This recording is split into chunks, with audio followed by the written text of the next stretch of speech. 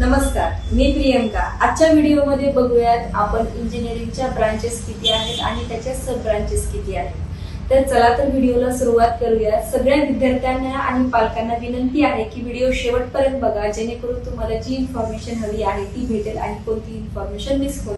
तर इंजिनिअरिंग मध्ये भरपूर साऱ्या ब्रांचेस आहेत, म्हणजे बऱ्याच ब्रांचेस आहेत, जवळजवळ 15 ते 20 ब्रांचेस आहेत। काही विद्यार्थ्यांना माहित असतात तर काही विद्यार्थ्यांना माहित नसतात। विद्यार्थ्यांना फक्त मेनच ब्रांचेस माहित असतात आणि ज्या बाकीच्या ब्रांचेस आहेत त्या माहित नसतात। मग काय होतं विद्यार्थ्यांचं की ज्या मेन ब्रांच आहेत त्याच ब्रांचेस मध्ये विद्यार्थ्यांचा कल जातो किंवा त्याच ब्रांचेस मध्ये विद्यार्थी ऍडमिशन घेतात। तर असं न करता विद्यार्थ्यांनी अगोदर सगळ्या ब्रांचेस इंजिनिअरिंगचे किती आहेत ते बघावं आणि ज्या ब्रांचेस मध्ये स्कोप जास्त आहे किंवा ज्या ब्रांचेस मध्ये जॉब ऑपॉर्च्युनिटीज विद्यार्थ्यांना जास्त भेटू शकतात अशा ब्रांचेस मध्येच विद्यार्थ्यांनी ऍडमिशन घ्यावं।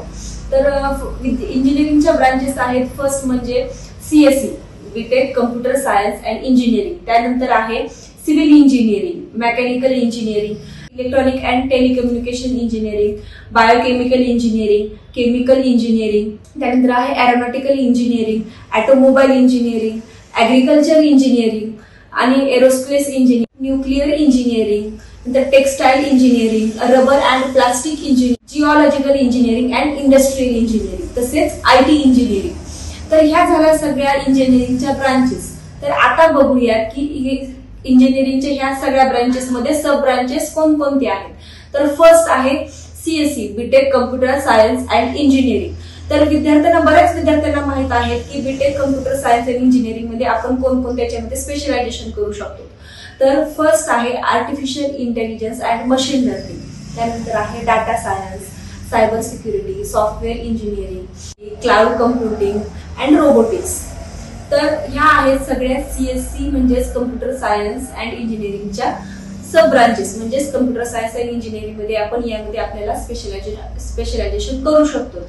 तर त्यानंतर येतं सिव्हिल इंजिनिअरिंग। तर आता बघूया की सिव्हिल इंजिनिअरिंग मध्ये आपण कोणकोणत्याच्यामध्ये स्पेशलायझेशन करू शकतो। तर सिव्हिल इंजिनिअरिंग मध्ये आहे structural engineering, construction engineering and management, transportation engineering, तर water resources engineering, geotechnical engineering, environmental engineering and material engineering. तर ह्या सगळ्या झाल्या इंजिनिअरिंगच्या ब्रांचेस।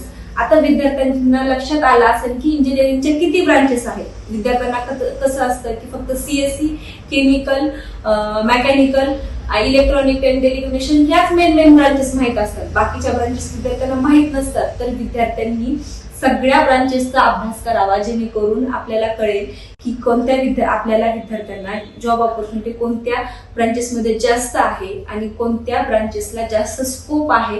ह्या सगळ्याचा विचार करूनच विद्यार्थ्यांनी इंजिनिअरिंग या क्षेत्रामध्ये पुढचं पाऊल टाकावं किंवा इंजिनिअरिंग या क्षेत्रामध्ये ऍडमिशन घ्यावं। तर आता पुढे बघूया की विद्यार्थ्यांना कसं असतं की विद्यार्थ्यांना रिझल्ट लागल्यानंतर वाटतं की आपल्याला महाराष्ट्रामध्येच ऍडमिशन भेटावं आणि ते पण गव्हर्नमेंट युनिव्हर्सिटीमध्येच आणि चांगल्या गव्हर्नमेंट युनिव्हर्सिटीमध्ये, आणि आपल्याला ज्या कोर्समध्ये किंवा ज्या ब्रांचेसमध्ये स्पेशलायझेशन करायचं आहे त्या स्पेशलायझेशन मध्ये आपल्याला ऍडमिशन भेटावं, जेई मेन्स किंवा जेई ऍडव्हान्स थ्रू।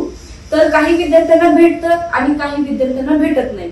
तर ज्या विद्यार्थ्यांना ऍडमिशन गव्हर्नमेंट युनिव्हर्सिटीज मध्ये भेटत नाही अशा विद्यार्थ्यांनी घाबरून न जाता आपल्याला महाराष्ट्राच्या बाहेर अशा खूप साऱ्या प्रायव्हेट युनिव्हर्सिटीज आहेत ज्या आपल्याला फॉरेन एक्सचेंज प्रोग्राम सोबत जॉब ऑपॉर्च्युनिटीज पण देतात आणि चांगलं हायर पॅकेज पण देतात। आता काही विद्यार्थ्यांना वाटेल की फॉरेन एक्सचेंज प्रोग्राम म्हणजे काय।